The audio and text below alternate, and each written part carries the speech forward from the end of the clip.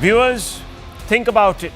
How many times out of frustration we have railed against corrupt politicians and their tendency to hang on in office even when they have been asked to go to jail by the courts?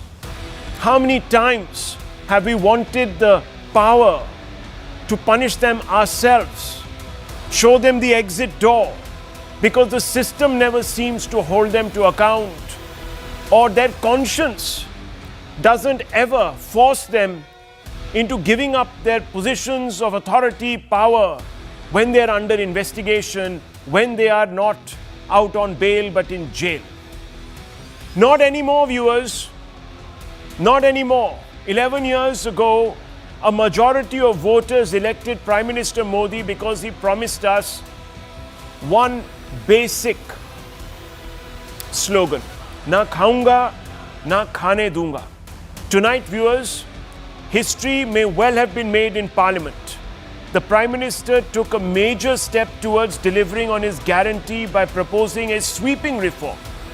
The Union Home Minister, representing the NDA in Parliament, has tabled 3 bills: the Constitution Bill, the Government of Union Territories Amendment Bill, and the Jammu and Kashmir Reorganization Amendment Bill of 2025. Together, these 3 bills strike at the criminalization of politics. The principle is crystal clear, viewers. If any Prime Minister, Union Minister, Chief Minister, or State Minister is arrested and held for 30 consecutive days in jail for offences carrying a minimum 5-year sentence, then by the 31st day, they must resign or be automatically removed. Now, viewers, many people will tell you, and they all pretend, viewers, to suddenly have clutched the IPC or the CRPC, that this goes against the principles of natural justice, etc., etc. Viewers, this principle already exists on the books. If a government employee, for example, is detained in custody for a mere 48 hours, they are deemed automatically suspended under Rule 10(2) of the Central Services Classification, Control and Appeals Rules, CCS-CCA rules of 1965. So, viewers, for a huge amount of time, this rule already exists. By extending the principle to netas, to prime ministers, chief ministers, ministers of the realm, ministers at the state level, the biggest ones. Finally, we have a shot at accountability right at the top, at the highest echelons of power, viewers. The bill proposes that a sitting minister, chief minister, even prime minister will lose their position if they are arrested or detained for 30 days straight. The bill's writ only applies to offences that carry a jail term of at least 5 years. So these are, viewers, by nature heinous crimes. And as you know, viewers, in our system, even on a preliminary hearing, the judge does go threadbare through the FIR and weighs up the evidence before considering whether that particular politician should be given bail or not. It doesn't impute guilt, but certainly, viewers, if the crime is sufficiently heinous, then liberties, viewers, are restricted. The bill suggests that a dismissed minister, chief minister, or prime minister can be appointed again after their release from custody. And this is very important. So, assuming, viewers, that they step down on the 31st day and they get released on the 35th day, they're back in office. It's about applying a principle. The bills are a long overdue measure to uphold dignity in public life, to ensure that lawmakers cannot simultaneously be lawbreakers. There was a time, viewers, when politicians, especially constitutional post holders charged with corruption or any other heinous crime, would step down from office till their name was cleared. L.K. Advani did it famously. Before that, there were 2 other cases. Even Amit Shah, the present Union Home Minister, did so when he was Home Minister in Gujarat. and was falsely accused in an alleged fake encounter case, viewers. He stepped down. He didn't hold constitutional office or any post till he was cleared. But today, politicians hang on to their chair even when they have been sent to jail pending trial, viewers. The examples are many. Manish Sisodia, Arvind Kejriwal, Senthil Balaji. There are 2-3 others from the AAP government like Satyendra Jain. Viewers, these people hung on shamelessly, completely pullulating that principle. And yet, instead of embracing reform, the opposition has erupted today. They made all kinds of misleading claims that the hard facts suggest don't bear out. That the bills violate innocent until proven guilty tenet of jurisprudence. What is the reality? That the Supreme Court in Senthil Balaji case itself sought to reinstate the practice of forcing tainted netas to resign on moral grounds because they said that a neta, when in power, being investigated, holds disproportionate influence and can intimidate or even, viewers, contort the legal process to suit himself. He's in a position of power. Bills introduced without first circulating it among opposition leaders, says the opposition. The reality, the bill has been referred to a joint parliamentary committee for further scrutiny, and by the next session the report has to be delivered, and perhaps then, after this consultative process, viewers, this examination, it will be brought and voted upon. Enough time. Any or every excuse is being trundled out. The law will be used to weaponize agencies to destabilize opposition governments. Reality is that the law's writ applies equally across all states. Netas facing criminal charges hinder good governance. Viewers, we know this. Leaders of the India bloc even tore up copies of the bill and hurled the shreds in the Home Minister's face. Why this rage against accountability? Why this defense of tainted politicians? And that too an argument lacks honesty, viewers. They are saying that, look, till you are presumed guilty, you're innocent. Yeah, I know that. But let me tell you that I can't even recall the number of times Rahul Gandhi has demanded the resignation of the Prime Minister on the merest allegation. Forget a case. Why was the innocent until proven guilty thumb rule never applied to Prime Minister Modi, viewers?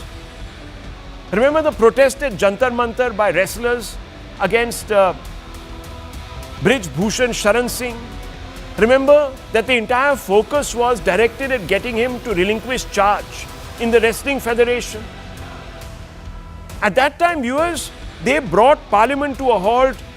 They mounted a blockade in Delhi, in the heart of Delhi, saying Brij Bhushan Sharan Singh must go, must go, must go, must go. He's been charged, he must be charged, he's been charged. He wasn't even sent to jail.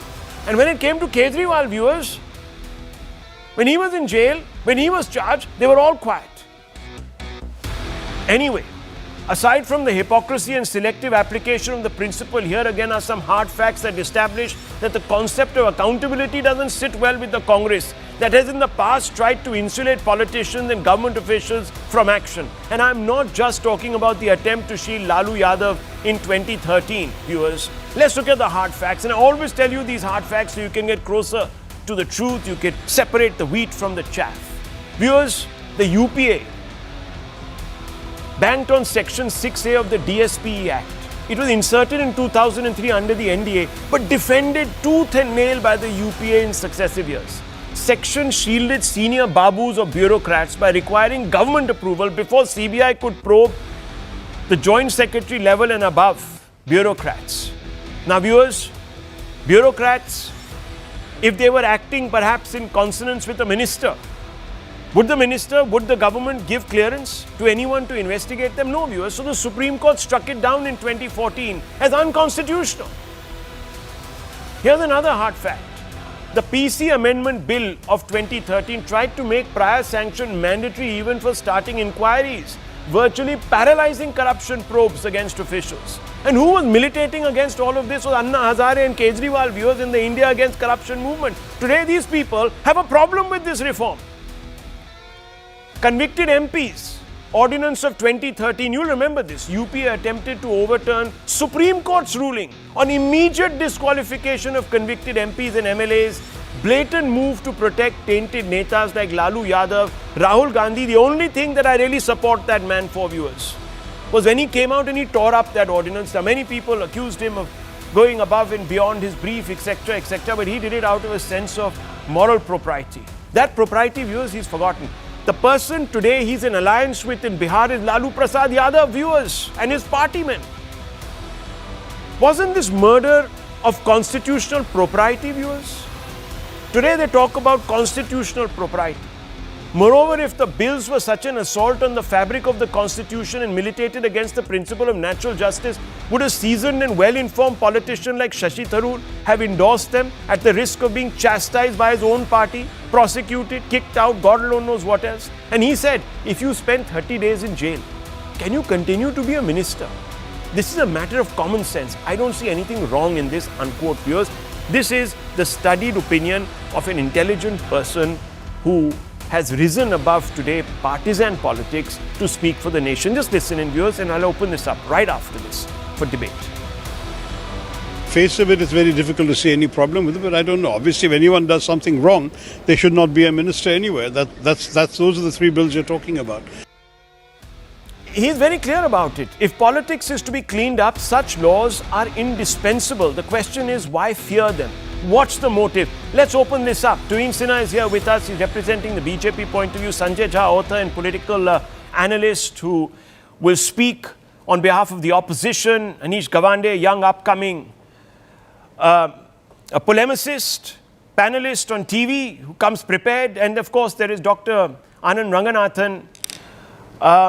And Dr. Anand Ranganathan has been very forthright in this matter. I remember when we've had conversations about Arvind Kejriwal, etc., hanging on to office, this, that, the other, you were in favor of him immediately demitting office. But nonetheless, I want to open this up. Let's get to the heart of this matter, viewers, because this requires a very studied debate. Now, Sanjay Jha, I want to ask you, yes, there is this principle, I know, it's an important one, that you are innocent till you're proven guilty.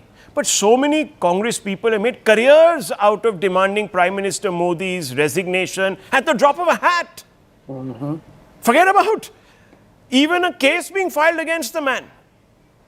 I mean, it's come to this that when he talks about the Rafale, or he talks about the Adanis, or he talks about, no, there's collusion, step down. Go for it, go out of the office. So why, when you have butchered this principle, when you have constantly abandoned this principle, why is today the opposition suddenly discovering its virtues? I can't understand. Can you explain? Yes, Rahul, I will explain to you, and I'm loving your passion this evening because this is the subject that India must debate with a lot of vigor and enthusiasm. And I have a lot of respect for Tuhin, Anand, and my young friend Anish. So let me just come to the point, and one kind request. No interruption, please. I won't take too long. Okay? I'm a gentleman and an officer, and I intend to remain that way. Okay, let's cut to the chase and come to the point. I want to tell you that I would love it if Mr. Amit Shah, and I hope Mr. Amit Shah watches this program. Amit Shah ji, aapse haath jod ke ek guzarish hai. Charity, sir ji, begins at home. I looked at the data, Rahul. It's very interesting. Out of the 240 candidates of the BJP who are there in parliament, 94 of them have declared criminal cases. And I would request Amit Shah ji, you want to clean Indian politics, please don't hide under the umbrage of prospective implementation of the bill. Let's do it retrospectively, no? Aapne to inko ticket diya tha bhai. And these are 39% of the BJP MPs, Rahul. To the viewers watching this program, I'm exposing to you the hypocrisy of this party. My second point. And Rahul, this is interesting, and you and I, we are all civilized people. 63 of BJP's MPs have serious criminal cases. Anish, pay attention to that number. That is 26% of BJP's elected guys who in parliament go thump when Mr. Modi ji makes a speech. And guess what the serious criminal charges are? Rape, murder, attempt to murder, kidnapping, crimes against women. These are BJP's leaders in parliament that Mr. Shah wants to cleanse. And he gave tickets to these people. I hope the viewers are watching this. Now, here is the second point, and then I'm done, and then I would love to hear the others. You talked about ED, right? I'm going to tell you why the ED is, in my opinion, today the most disreputed, despicable institution of this country. It wasn't so. It has got very good IPS officers, but this government has made them into absolutely pathetic handmaidens and pawns. I'll give you 3 quotes. The Supreme Court of India tells the ED, why are you fighting political battles? Do you need any further evidence of why they are a pawn in the hands of the BJP? Why Mr. Shah is in a hurry to put this bill? Because they want to really harass the opposition. The Supreme Court says so. I'm not saying that. Number 2, the Supreme Court actually tells the ED, we can discuss which case, but I want to save the viewers the time, stop acting like a crook. Can you imagine India's Anti-Corruption Bureau is being called by the highest court of this country? Why are you acting like a crook? And the third point, and there are many, the Sanjay Raut case, where they actually told the ED, you had no evidence, but you arrested him. And point number 4, this is a very interesting one, because the liquor scam keeps coming up from time immemorial. I'm quoting here the Supreme Court. This is a pattern adopted by the ED in a number of cases. You just make allegations without any evidence. The prosecution won't stand before the court in any potential manner. And Rahul, is it a surprise? Out of the 5,892 cases that was there till June 2025, there were 8 convictions, which is below, it is 0.1% is ED's conviction rate. So here is the bottom line. You know what this bill is all about, Rahul? This is about legitimizing and legalizing Operation Lotus, that the Chanakya is not a Chanakya, it's got a lot of criminality in it, that the Chanakya basically has brought for the parliament to make it sacrosanct. Okay, now when we destabilize governments, when we put anybody in jail like Hemant Soren, or who, by the way, won the election, so much for the BJP's vendetta politics. Okay. This is the BJP in short for you. Okay. I'm done, and I really respect the fact that you said, Mr. Jha, that the BJP will say when we put people in jail. Now, viewers, who decides whether the charges are serious enough to warrant arrest? It's the courts. So yes, the lower courts. One second. Rahul, the lower courts have been criticized by the Supreme Court. One second. There's places to appeal. The Supreme Court has said that the lower courts are not doing their job. There's 30 days given, right? You can hang on to your post for 30 days even if you're in jail. I'm sure that the lower court. Not under PMLA. No, one second, viewers. Viewers. The point of the matter is, you see, this bill is not about the mere presence of tainted politicians in parliament, though the principle, I would say, should apply to them also. And the Supreme Court has actually called upon parliament to come out with a legislation, with a bill that says anyone who has a case slapped against them, heinous crime case, should not be given a ticket, should be denied entry into politics. Now, the political class, viewers, for obvious reasons, has not acted on this across the lines. If that were the case, Rahul Gandhi would never have got a ticket. They're out on bail in a Harold case, viewers, as you all know. The entire family, almost. Or the two that matter. So, viewers, just think about it. The bill only applies to individuals who spend 31 days in jail, occupying a high post at a minister level or a chief minister level or this, that, the other, and have been deemed to have committed an offence which requires their incarceration for a period, denied bail. Because prima facie, the evidence is strong enough, and to prevent also misuse of office, powers, to tamper evidence, etc., etc. That's the safeguard, and I think, viewers, Shashi Tharoor has come out and said it makes a lot of sense. He's one of the only from the opposition who's come out and said that. It's not as if he has never been accused of impropriety. He's also been accused of impropriety. So he has a lot of skin in the game, some people would say. But he's held this as something that, well, the moment and the time has come for this. But nonetheless, I didn't get a clear answer on the double standards, which Dr. Ranganathan slightly make me feel that the opposition today is slightly on unfirm ground. You can't say without trial, on the mere hint of an allegation, resign, Prime Minister. resign, resign, resign, resign, resign. And when the Prime Minister says, okay, let's institutionalize this, let's put this to test, fair enough. If you put me, if you claim that I have committed a corruption in Rafale deal, etc., slap a case, get me before a court, and the court sentences me or denies me bail for 31 days, well, it'll apply to me too. So he's put his own self on the line. This I can't understand, and you have to help me square this logic of saying that innocent till proven guilty, but jumping out of your skins to say, no, no, no, we'll throw this book out, and the Prime Minister should quit, the Home Minister should go, this, that, the other. Brij Bhushan, Sharan Singh should go. Good evening, Rahul, and good evening to my fellow panelists. I think the way I see it, there are two issues here, philosophical and political, and I think both merit going into, because that is one of the reasons why I love the field of law. In fact, I say that it should be included as part of STEM, because it is so thoroughly objective that you remove your emotions like chappals before you enter the sanctum sanctorum. First, let me read out the 130th Amendment. Quote, a minister who for any period of 30 consecutive days during holding the office is arrested and detained in custody on allegation of committing an offence under any law shall be removed from his office by the President on the advice of the PM, unquote. The key phrase in this word salad, Rahul, is allegation of committing an offence. Who is going to allege this?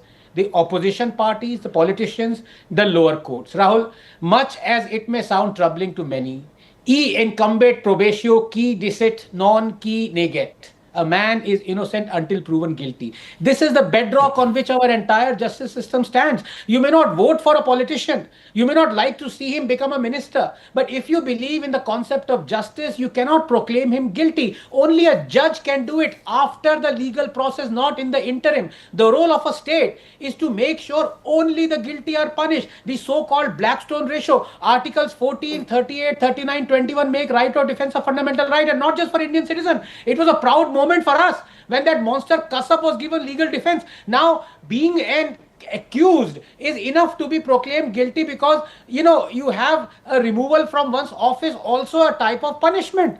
Refute this assertion that A. Raja suffered for 5 years before being proclaimed innocent. Look, 31% of our Lok Sabha MPs face serious criminal charges. 32% of our sitting chief ministers face serious criminal charges. Unless the state sets up tens of separate courts and judicial mechanisms to hear cases that pertain only to politicians and public servants, unless these cases are admitted, heard and disposed within 6 months or a very shorter time frame, we cannot hope for a better future. Till that time, we must leave it to the morality or moral rules of the politician or the party. Now, briefly, point number 2, because it's as important. And here I expose the hypocrisy of the politicians. Not a day goes by when politicians and political parties cutting across ideologies and ruling dispensations demand the resignation of fellow politicians on whom charges of corruption or impropriety have been levied, but who haven't been proclaimed guilty in a court of law. Thousands of such cases. Is it not a fact that the Congress demanded Chief Minister Kejriwal's resignation over liquor scam, even though he has till now not been proven guilty in a court of law? And not just Kejriwal, Rahul. Congress demanded resignation of Gujarat Chief Minister Bhupendra Patel over bridge corruption, of Kerala Chief Minister Pinarayi Vijayan over CMRL case, of Karnataka Chief Minister Yedurappa over CD corruption allegations. So why are they protesting if such demands of theirs is concentrated in a law, albeit with writers that are more protective than what they never even applied? Is it also not a fact that the same Congress demanded resignation of these chief ministers because it claimed, not without reason it has to be said, that they will influence the case, coerce witnesses, destroy evidence and try and derail the investigative process? Now these legitimate reasons concerning morality and propriety of investigation is now being outraged upon. Dr. Ranganathan, all this is fine. I just want to ask you a small question. The Supreme Court itself, you see, you talked about leave it to the morality of politicians. So here there are 3 questions that someone needs to answer for me. If you go by this logic about innocent, presumed guilty, this, that, the other, why should we even then chafe at the fact that there are, how much is the number? 39% of BJP's MPs who are facing criminal whatever charges, etc., sitting in parliament. So fine, yes. Since they have not been pronounced guilty, keep giving them tickets. Yes. I mean, Sajjan Kumar, viewers, became a minister, was given several tickets. Finally, after 35 years, he was given justice. As we all knew, he was guilty, but the situation, the system perpetuated it. What do we do? Morality is dead, viewers. Morality is dead. Let's go by the letter of the law. Then comes the Supreme Court, Dr. Ranganathan. In Senthil Balaji case, was not convicted, was denied bail. Supreme Court said, for God's sakes, now give up your seat. He wasn't presumed guilty. So explain that to me. Why would the Supreme Court apply that principle?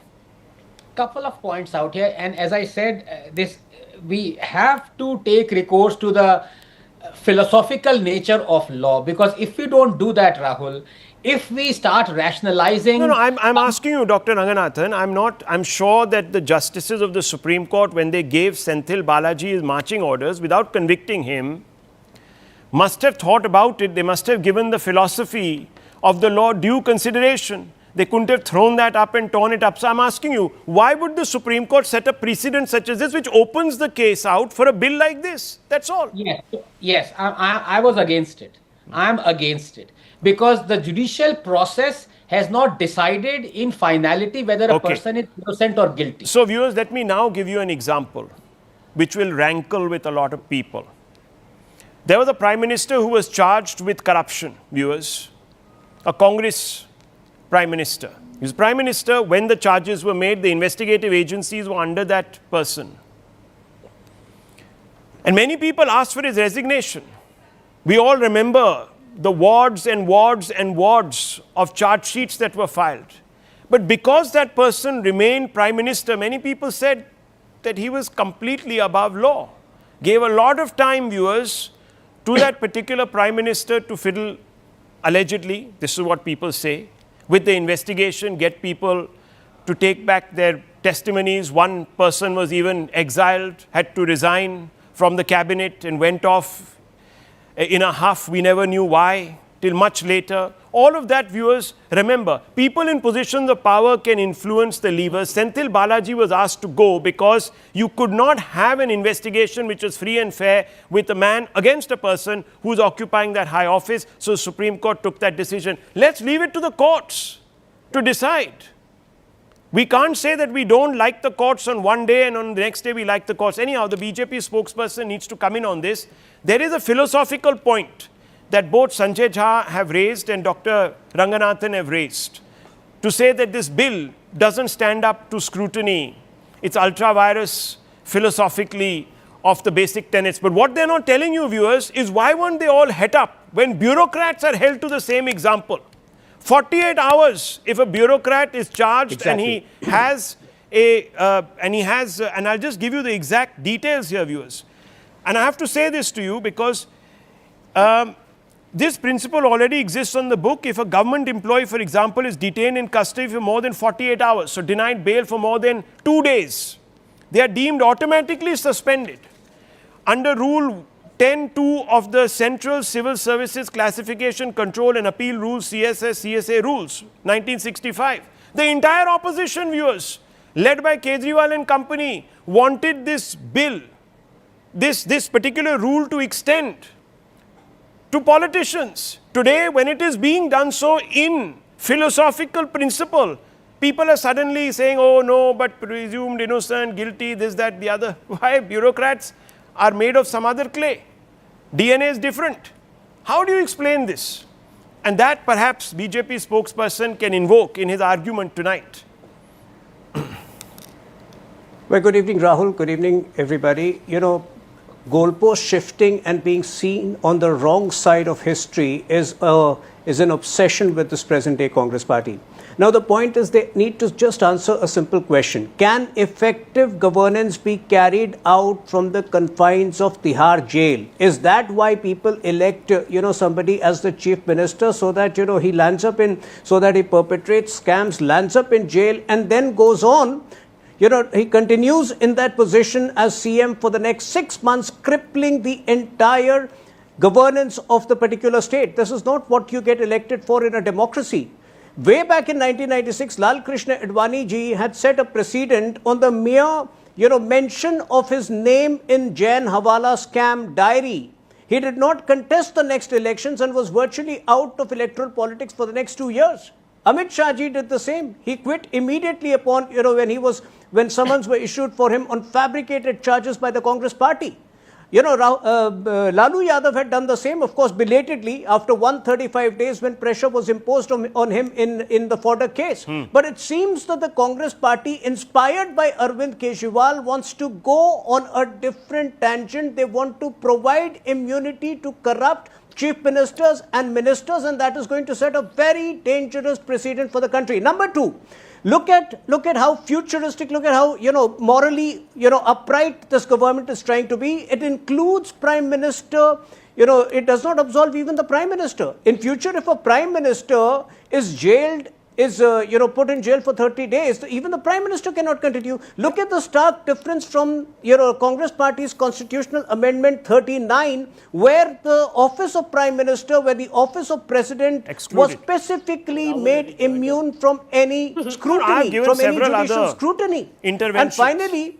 And finally, look at the hypocrisy of Rahul Gandhi and the Congress party today. They love to behave in an uncouth fashion, tearing things apart. At one point of time, 12 years ago, Rahul Gandhi was tearing an ordinance which was just to the contrary. Yes. And today they are tearing something which is meant to be in sync with what Rahul Gandhi apparently thought of, or which was in sync with his thinking in 2013. So this is an out and out hypocritical Congress party which has exposed itself. We're just talking about the principal stand he took then. I respected him for that stand. That's one of the only things that I think that Rahul Gandhi really stood for, and he did a good job of it. But Anish Gawande, I want to ask you, bureaucrats have to exit. 2 days they spend in the clink. They're suspended automatically. They have no choice in the matter. So why should there be a separate provision insulating politicians? Are they made of some different DNA? I'm asking you. Why shouldn't the same principle apply to them? Rahul, let's look at this. No, don't look at it this way. Answer the question. Sort of legal standpoint, right? Morally, forget morally. I'm asking you, sir. There is a law in place already which says that bureaucrats who are sent to jail for 48 hours are suspended from their post. Draconian. Rahul, the precedent is clear. If you recall, when Anil Deshmukh ji was sent to jail, he promptly resigned as Home Minister. Yes, but Kejriwal didn't. No, Rahul, let me complete. He promptly resigned as Home Minister and said that it is not fair for me until this proceeding is complete for me to continue as Home Minister, right? Yes. There's a difference between asking for that on moral grounds and having done morally with a politician. Like Lal Bahadur Shastri resigned. No, come on. I want to ask you a question. Please, Mr. Gawande, simple question. I asked you a simple question. Don't digress. I want you to explain this. If bureaucrats can be asked automatically to step down, we may not like it. In 48 hours, if they go to the clink, why shouldn't the same principle apply to politicians? Are they made of some different material? For three simple reasons, Rahul. Yes. One is bias, right? Huh? If you're saying that corruption is a problem across the country, then it must exist across party lines. Why has a single member... No, I'm not talking about party lines. I'm talking about two rules. Why should there be two rules? Rahul, this is unacceptable, because if they are saying that corruption is a problem across party lines, how has a single member of the BJP not been convicted of corruption? See, you're going into rhetorical arguments. Viewers, there is a simple principle. It already exists in law. Rule 10.2 of the Central Civil Services Classification, Control and Appeals Rule, CSS, CCA rules. I don't know of anyone who's challenged this. I don't know if the Supreme Court has come out and overruled this. But in 1965, these rules were formed, and by extending the principle to the Neta, why is there... No, hang on. I'm asking you. The Babus are to be suspended in 48 hours. Are our ministers some special VVIPs? They're not, viewers. No. If you are tomorrow in your own company as a CEO charged with something, you have to step down pending investigation. There is no difference here, viewers. Can I answer? It's a matter of propriety. We can't stretch, we can't make definition of propriety so elastic that some people are left out of the fold and other people are included. Either you make a standard law. Sorry, it doesn't even apply to bureaucrats. You can't have pick and choose the target audience. No, show me the man and I'll give you the law. That doesn't work. I want to move on, viewers. I want to move on because I have another very important issue to discuss. And I don't mean to beat down on our country, on our nation. It is true we are going places as a nation. And it is also true that some things are changing for the better. But you'll agree that the pace of change is not keeping up with the dreams we are being sold, with the claims that are being made by those we elect to govern us, The mismatch between words and deeds is now quite apparent. Just look at these pictures, viewers. Look at these pictures. Monsoon rains have halted cities and drowned our lives in woes. Bengaluru, Delhi, Gurgaon, Mumbai, look at the pictures. Do we deserve this? It doesn't matter which party is in power, they all treat us like excreta, viewers. There is no politer word for saying this. Mumbai Municipal Corporation is India's richest with a budget of 70,000 crores. Go to Mumbai right now, viewers, and find me a dry spot on which you can put your foot without losing either your leg or going down a nala, or viewers being completely drenched. 70,000 crores. Mumbaikars pay 7,000 crores in property tax but live in some of the worst maintained neighborhoods, wading through flooded streets and lanes. At the mere hint of a rain, forget the monsoons. Bengaluru Municipal Corporation collects almost 5,000 crores in property tax, Delhi over 2,000 crores. And what do we get? Rutted and pothole streets, garbage surrounding our homes, and also, of course, flood woes. There's also dollops of attitude if we dare to complain. Corporators, MLAs, MPs, mantris and CMs are to blame, but they dodge accountability. 10 years ago, the Swachh Bharat Abhiyan was launched. We were levied a Swachh Bharat cess of 0.5%. We said we'll pay it. Gandhi ji was invoked. Do your duty by the nation. We did it, viewers. The government expected to collect rupees 10,000 crore a year to improve sanitation, cleanliness and hygiene level. No one knows how that money was utilized. But what we do know is that garbage, refuse and all the world's filth still clings to our cityscape. We're so frustrated that we've begun to laugh at our own misery, sketching memes like this in resignation, making light of a serious problem. It will be very easy to blame ourselves for not holding netas to account, but our netas also have a job to do. They hunger for power to serve, supposedly. But unfortunately, viewers, they don't seem to have given the slightest bit of conscience. How do they sleep at night knowing that they are taking hundreds of thousands of people for a ride, that they're making their country look terrible, that they are sending people to their deaths because of their apathy? How do you sleep at night, viewers? These are fundamental questions. I want to open this up. Suhail Seth joins me. He's a columnist. There's Dr. Ranganathan, who's going to represent the public point of view. This is a serious conversation tonight with massive implications, Suhail Seth. Where do you weigh in on this? I would have said, where do you wade in, given the fact that today there is water all around us?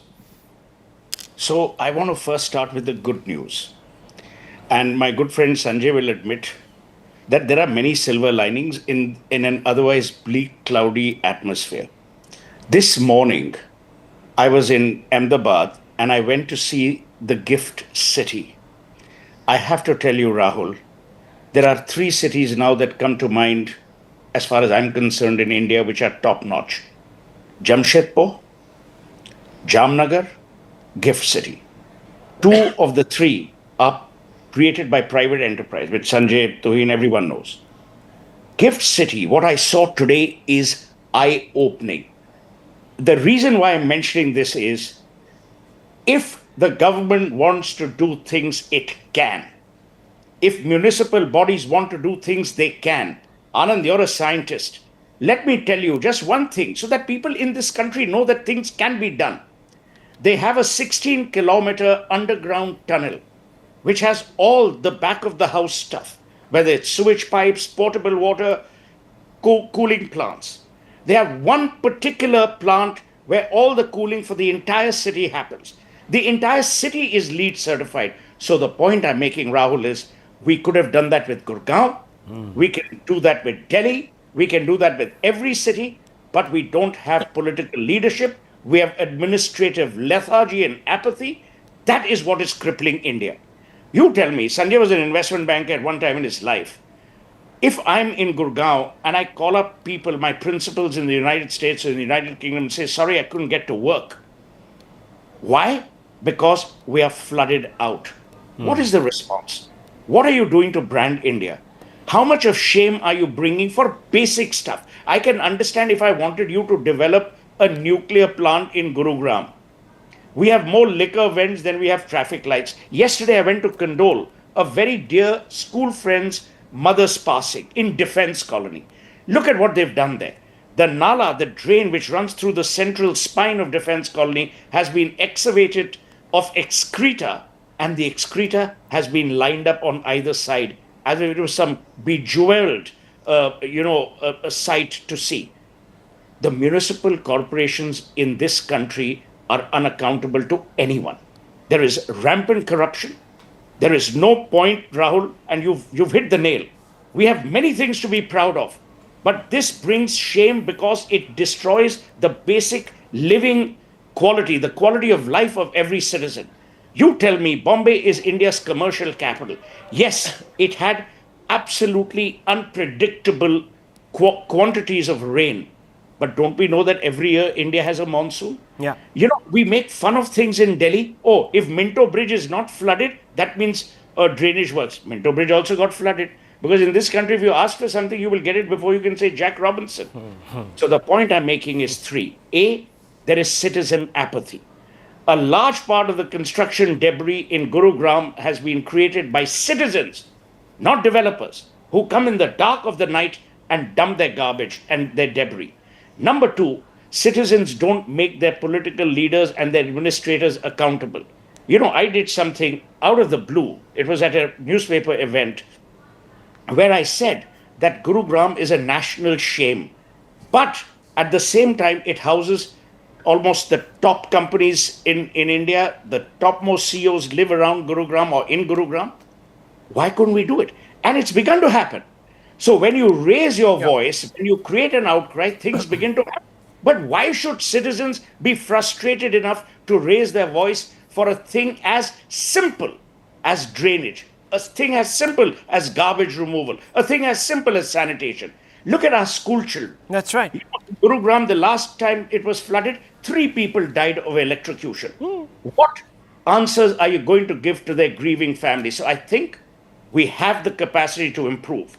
Today, Gift City is an 11-year-old city. If those people can do it, all of India can. Viewers, the media like you Yeah. is making people accountable, which is a great thing. Number 3, citizens have found their voice, but the voice needs to be high, channelized, and logic-based. Till people don't lose their jobs, nothing will change. The fear of losing jobs, Dr. Ranganathan, changes things. People need to be sacked. I don't know why the urban development minister of Maharashtra, etc., where are these people? Why aren't they being sacked? Yeah, Rahul, this is an annual occurrence, this debate. If you remember, last year we had a very similar debate on, and I posed a question that honestly it feels deja vu because I'm posing again. In all my years of traveling around and driving around Lutyens, Delhi, I have not once seen a pothole. Not one pothole. And that is the difference. An area of a couple of square miles is given thousands of crores and is regulated by NDMC, while 99% or 95% of the rest of Delhi is managed by MCD that has a pitiful budget. What do you expect? And the politicians keep at it. You had now BJP is in power. When they were out in opposition, they were, basically outraging against the things that the then people in power were doing. It is a ping pong situation, but Sohail made some great points. In one of the points that he made, of course, you cannot reinvent the wheel out here. A private concern developing a city would obviously be better than a public one because that is prone to corruption and political patronage, as we've seen across political parties. But again, then I ask you, there is a question of crony capitalism. You had Lonavala, the city that was made that has still not been occupied. You have so many other cities that were made by Lavasa. I'm sorry, Lavasa, I beg your pardon. You had the Sahara city. So, when you have political patronage, the problem is corruption. But having said that, I think we need to recognize one thing. Unless we privatize our municipal corporations, I don't think there's much hope. Absolutely. I think the time has come. Get out of the business if you can't run the business.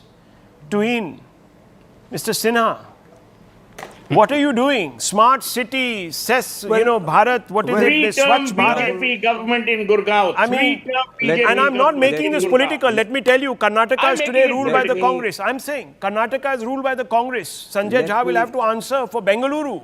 It's Let not me- as if this doesn't Yeah, preclude so, anyone. All Rahul- political parties, viewers, they are the best at finger pointing when they are in opposition. When they are in power, Yeah. 50 excuses. Rahul- When are the excuses going to run out, Mr. Tween Sinha? Well, Rahul, in the last 5 days, Mumbai has reported 1,000 Oh, mm of listen, rainfall. listen. I which know is that a that has rare been a freak occurrence once in incident. a few years. Let's not hang on. Last year there was that no is freak once rain. in a- no, Rahul, you are somebody who carries out, who doesn't speak in between. So allow me my time. You know that I'm a fair person. I would not, unnecessarily cover up. So please allow me my time. So. It is a rare occurrence once in few years. Now, if you have followed the monsoon journey of Mumbai in the last 20 years from 26 July 2005, especially in the last 10 years, there has been massive improvement. So, the slew of infrastructure projects, whether it is the metro rail, whether it is the coastal road, has made things a lot easier. But yes, having said that, I think the municipal corporations, not just in Mumbai, but across the country, need to match pace with the central and state government initiatives. I think that is where the disparity lies. And, But who holds them to this time, account? yes, the last 4 or 5 days have been terrible.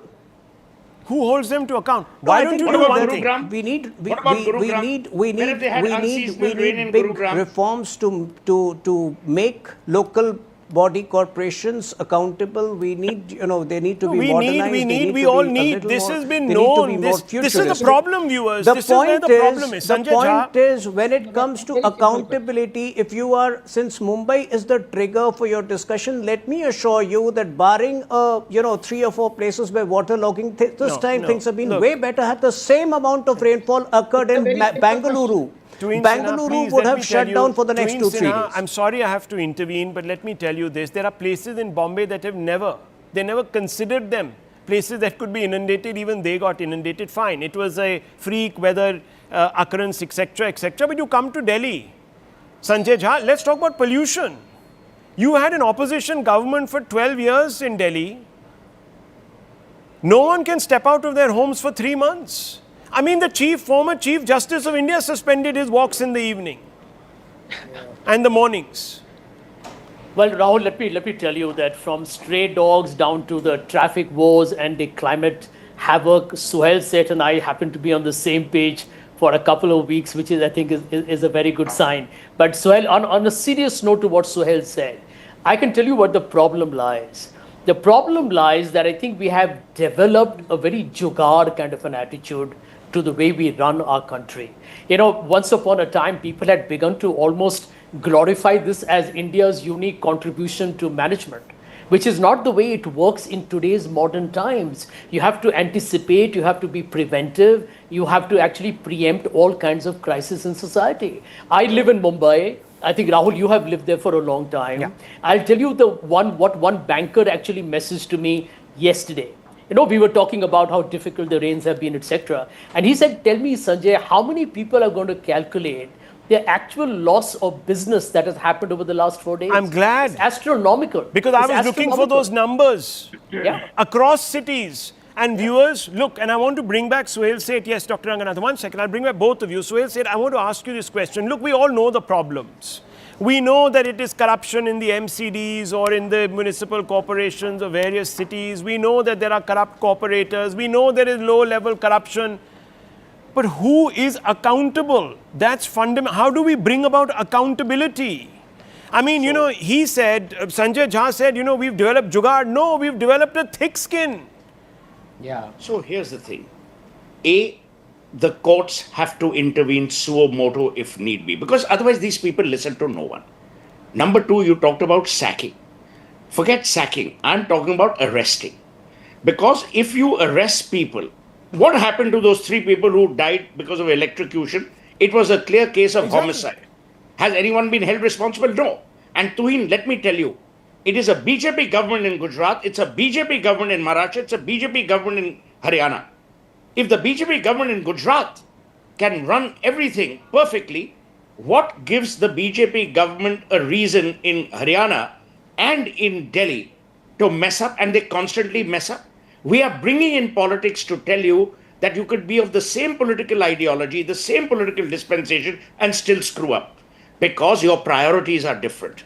Number one. Number two, Gurugram contributes the highest amount of taxes in Haryana. If you combine all the cities of Haryana, Yeah. Gurugram contributes more taxes, but they're left to fend for themselves. You know why?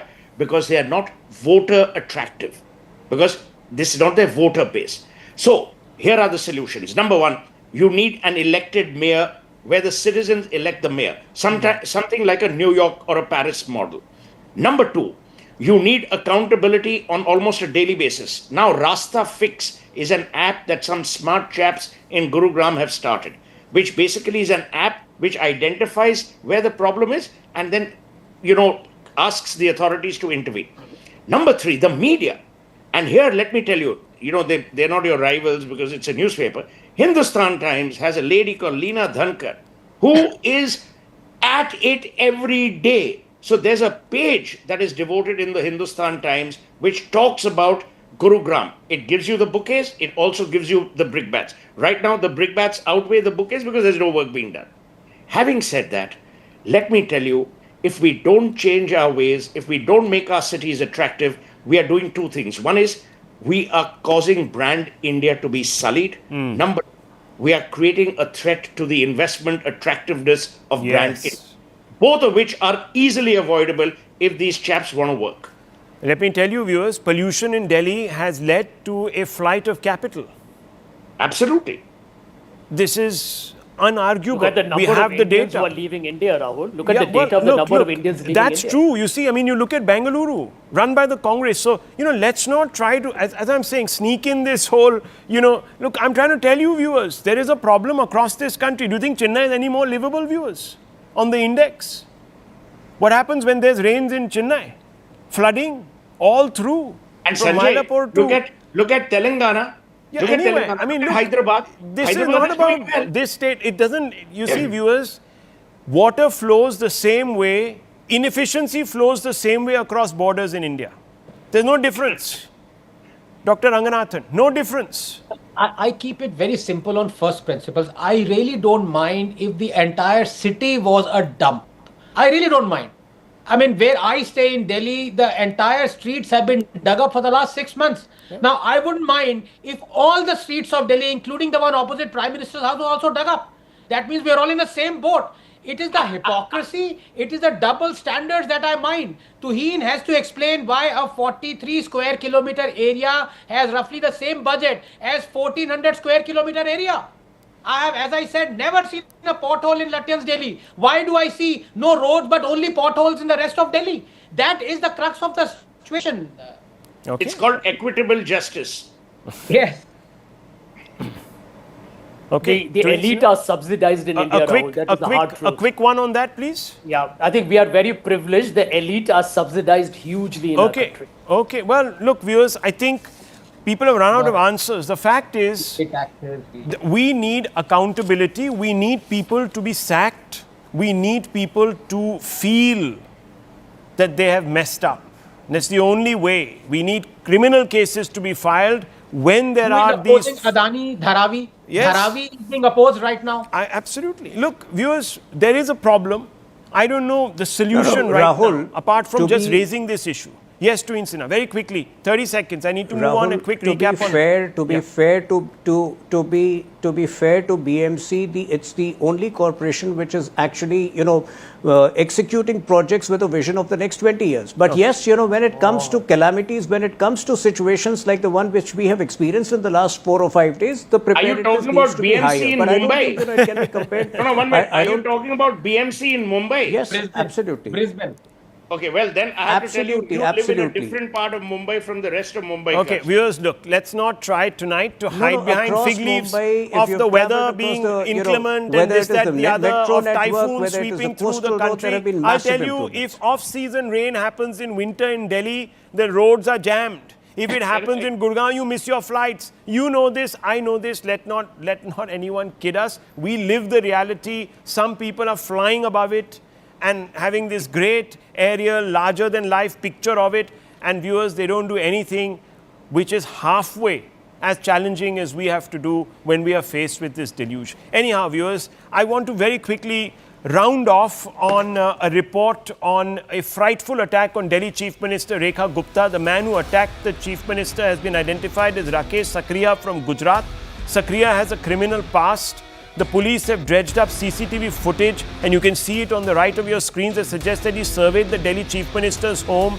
He took several pictures and finally attacked her when she was meeting the public as part of a people contact program. It all happened at 7 a.m. The public hearing begins at Delhi Chief Minister's residence. 15 minutes later, the Delhi Chief Minister Rekha Gupta personally meets people one by one. At 8 a.m., which is about an hour later, there was a meeting complaint when accused attacked her. Shortly after, Delhi Chief Minister was taken for a medical checkup. The attacker was taken into police custody for interrogation. It is being said that he has ties to the AAP. The AAP is denying it, saying that the BJP is producing fake photographs linking them to AAP leaders. There is also talk because his mother, this particular accused mother, said that he was very upset by the Supreme Court's order asking for dogs to be taken off the, stray dogs to be taken off the streets. Being an animal lover, he was very agitated. He wanted to go to Delhi. There is a history sheet that he has, 5 or 6 cases in which 2 or 3 he's been acquitted. Some of them have to do with alcohol smuggling and excise evasion and all of that. So this person is colored. Investigations are on to suggest whether he was acting on his own or whether he was propped by somebody, pushed by somebody to do what he has done. We are waiting details, viewers, but this has been a very serious incident, a lack of security, not for the first time in Delhi, by the way, viewers, which is ruled from the center. Remember, it's the Union Home Ministry that looks after law and order in the city. You had Mr. Kejriwal being attacked, you've had Mr. Chidambaram being attacked at one time. So there have been attacks on senior politicians in the capital. We're awaiting updates. I'll leave it to this. Thanks for watching the Hard Facts. We're live to you from the CNN News 18 Primetime Studio, presented by Schneider Electric Smart Home Solutions. Stay tuned for The Vantage.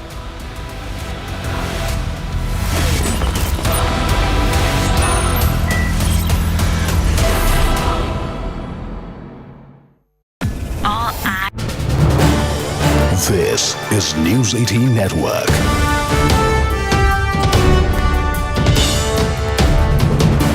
India's largest news network.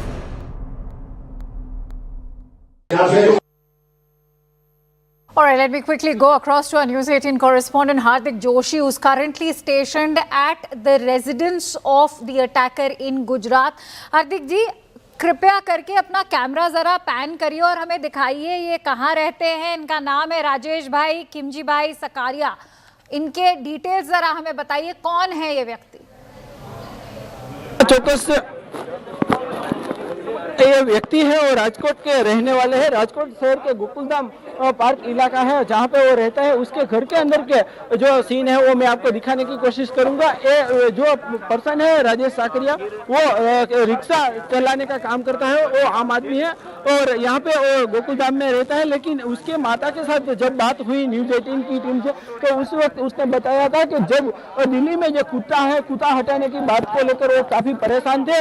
उसको लेकर बहुत आक्रोशित भी थे और यही इसके लिए ही वो दिल्ली गए थे.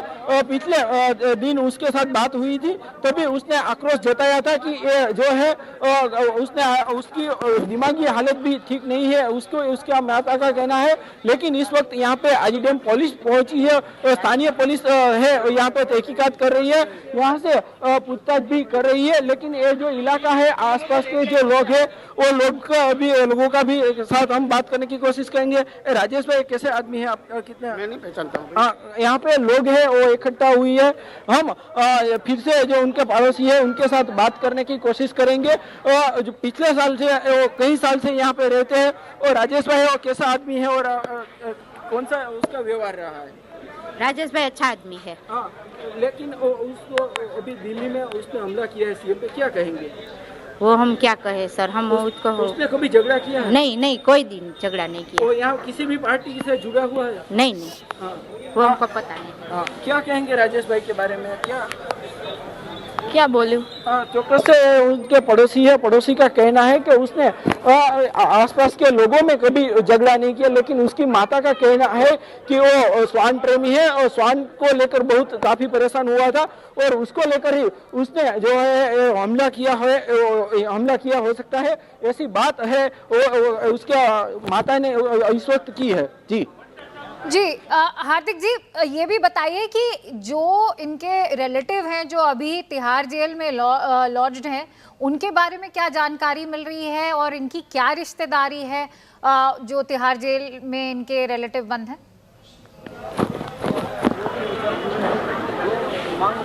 अब फिर से मैं वही चीज बताने की कोशिश करूंगा, लेकिन इस वक्त है उसके घर पे पुलिस ने भी तहकीकात शुरू कर दी है, इसलिए वो घर के अंदर नहीं जाने दे रहे। लेकिन उसकी माता के साथ जब बात हुई थी तो उसने बोला था कि वो श्वान को जो दिल्ली से दूर खसेड़ने की बात है उसको लेकर काफी परेशान है। यहाँ पे इस वक्त तहकीकात चल रही है, स्थानीय पुलिस पहुंची है, उसकी माता की भी पूछताछ इस वक्त चल रही है। आप देख सकते हैं कि जिस तरीके से वो उसने जो है पिछली बार जो दिल्ली है वो मंडे गया था और मंडे उसके साथ माता की उसके साथ बात हुई थी। जी हार्दिक जी, इनके बारे में और क्या बता सकते हैं? आसपास आपने जैसे जो लोग भी इकट्ठा हैं, भीड़ इनके जो भी नेबर्स हैं, उनसे अगर आपकी कोई भी वार्तालाप हुई हो, उसमें कुछ भी ऐसा उभर के आया है कि इनको क्रोध भी आता था? इनकी आसपास खुद के रिलेशंस कैसे हैं नेबरहुड में?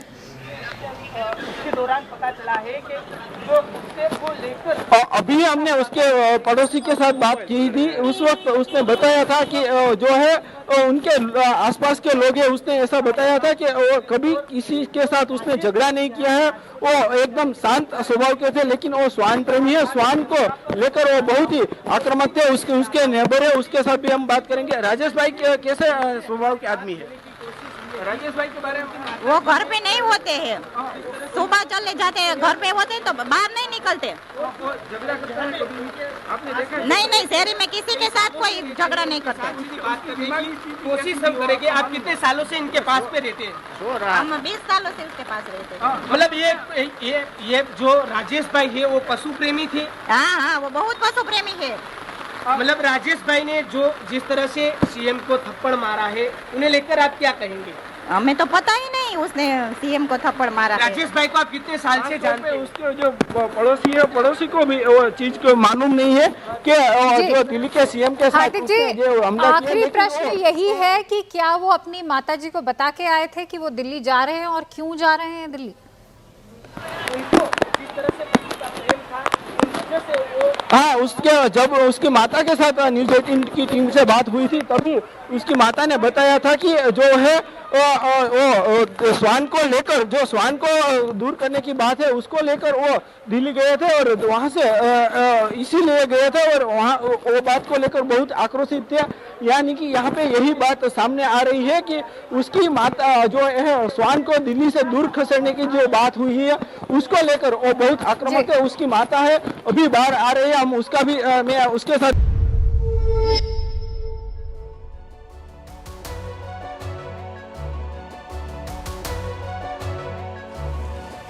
Hello, Namaskar. This is First Post and you're watching Vantage with me, Palki Sharma.